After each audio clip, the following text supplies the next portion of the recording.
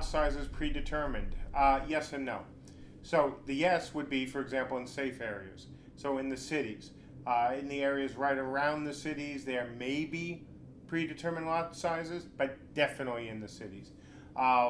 Within the RVR area itself, which is of course the almost the entire world, some lot sizes will be determined, but they're not predetermined in the sense of, yes, these are all little lots.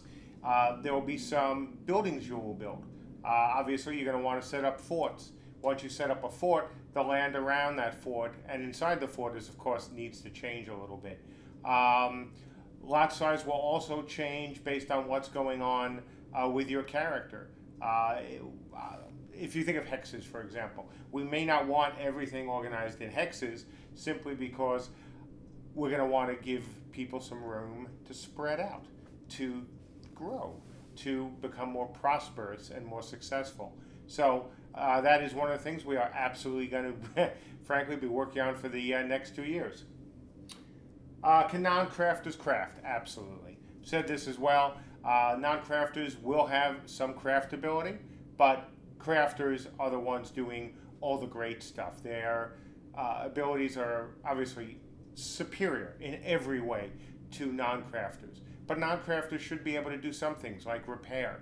I don't want our crafters being the repair bots, essentially, for players. I think players should be able, or RVRers should be able to repair some of their own gear if they want.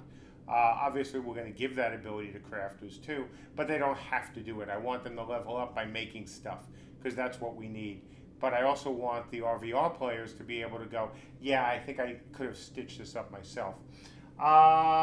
Speed buffs. Will there be speed buffs in the game, and will we have any classes that can use them? Yes, absolutely.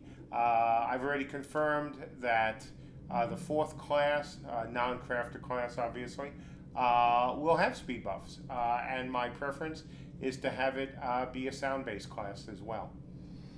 What am I going to do over the next 4 days? Well, obviously today, if my voice doesn't go out, I want to record some updates for the next 3.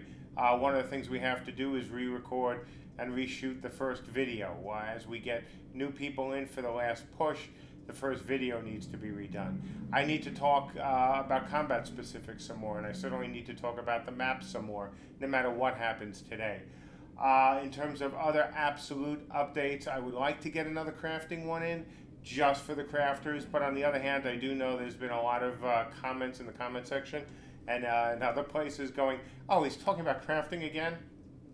So I don't know if we'll get that in. Because frankly, I haven't talked a ton about crafters other than builders.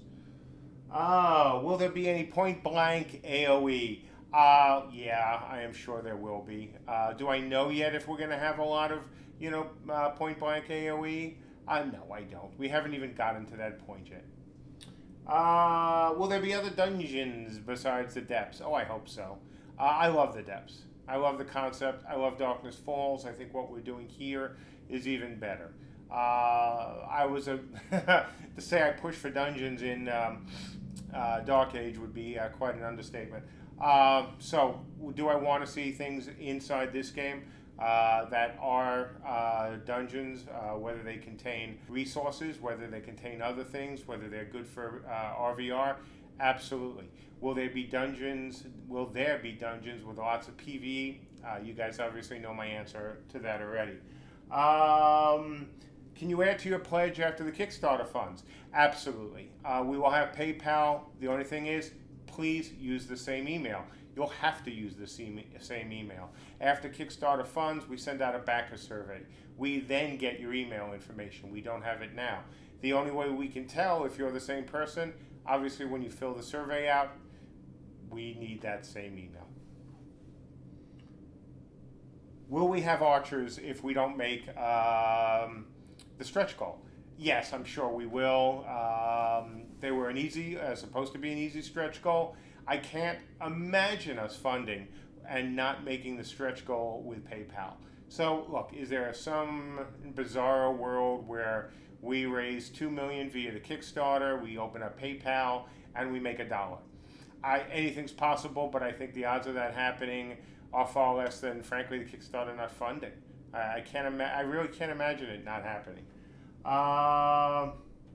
If we don't have mirrored classes, how will the Veil Walkers and Veil Stalkers work? Well, think of those classes in the same way you'd think of a mage. Not that they are mages, but just think of it in a way. You have mages that will be in all three realms. Do they have to be the same mages? Of course not. Same with the Veil Walkers, same with the Veil Stalkers. They will have some different mechanics. They will have certain, advantages and disadvantages like any other class does in rock, paper, scissors setup. So yes, we can absolutely do them and have them be different. That's it for this update.